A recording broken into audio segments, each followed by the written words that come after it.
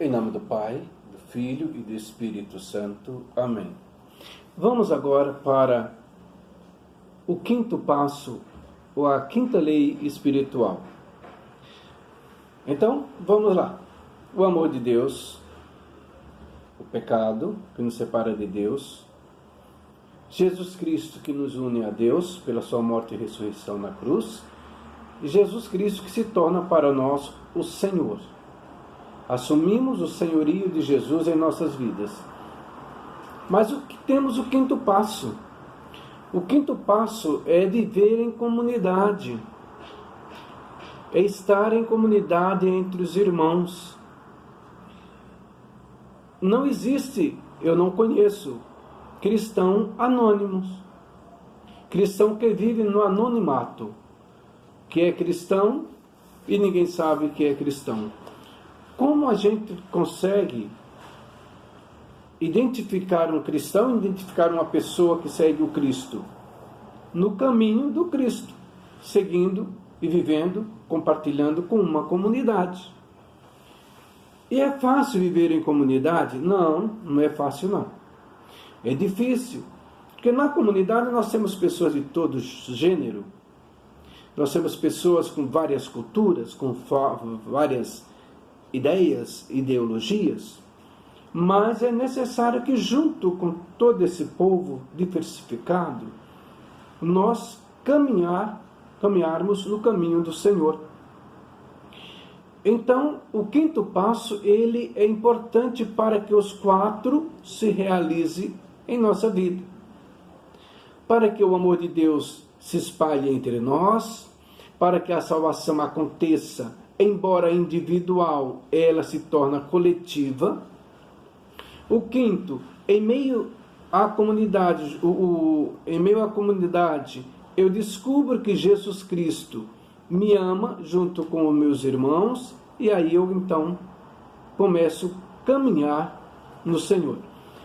Vamos lá então o que diz Atos dos Apóstolos, capítulo 2, versículo 42. Perseveravam eles na doutrina dos apóstolos, nas reuniões em comum, na fração do pão e nas orações. De todos eles se apoderou o temor, pois pelos apóstolos foram feitos também muitos prodígios e milagres em Jerusalém, e o temor estava com todos os corações. Todos os fiéis viviam unidos e tinham tudo em comum.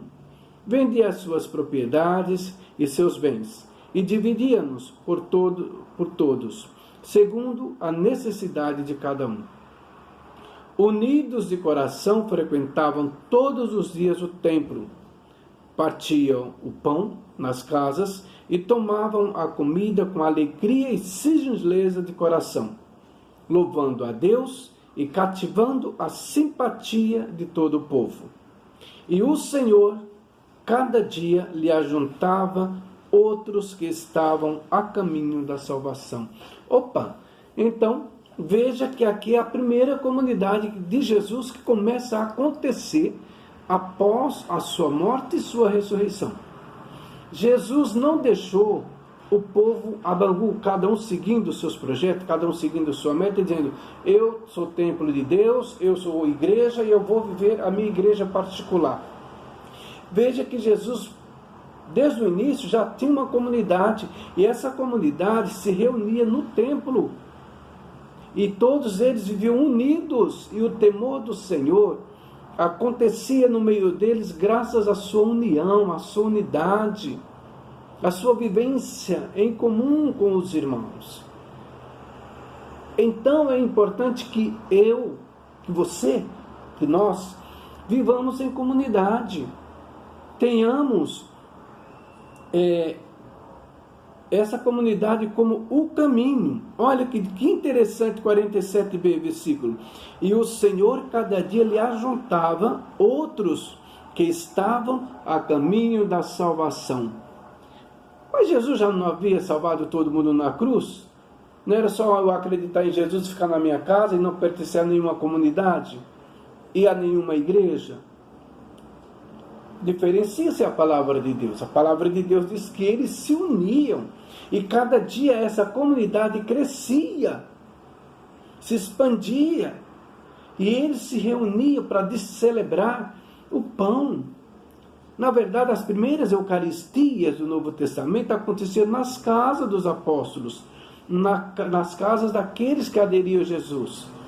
Depois a igreja foi crescendo, essa comunidade foi crescendo, não cabia mais nas casas, e aí então foram construídos os grandes templos que nós conhecemos, embora já havia templos naquela época, e aí foi construindo as igrejas que hoje nós temos, igrejas magníficas ainda daquela época. Quem vai a Jerusalém conhece toda essa história, quem vai a Roma. Mas aí eles se reuniam em comunidade, celebrava a unidade na igreja, no templo. Eu sou membro do corpo de Cristo. Você é membro do corpo de Cristo. E quando a gente se torna igreja?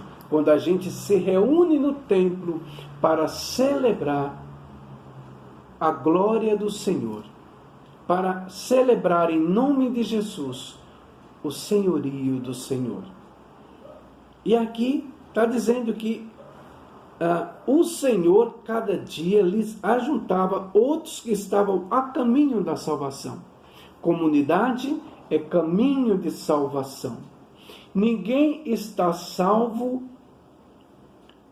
de uma vez por toda, a não ser caminhando no dia a dia. É verdade, todos já estão salvos, mas essa concretização da salvação, ela vai acontecendo diariamente, conforme a nossa vivência em comunidade, vivência com os irmãos e buscando cada dia mais viver essa salvação do Senhor. Então, é importante a gente colocar que, além de eu saber do amor de Deus, do pecado, da salvação, de Jesus ser o meu Senhor, agora o meu Senhor se completa por meio da comunidade, por meio dos irmãos da minha comunidade. Então, você venha fazer parte, se você ainda não faz parte de uma comunidade, de um grupo de oração, se você ainda não faz parte de algum movimento na igreja, comece a fazer. Venha fazer parte junto com a gente. Não vou dizer que é fácil. Eu vivo em comunidade há 37 anos. Não é fácil.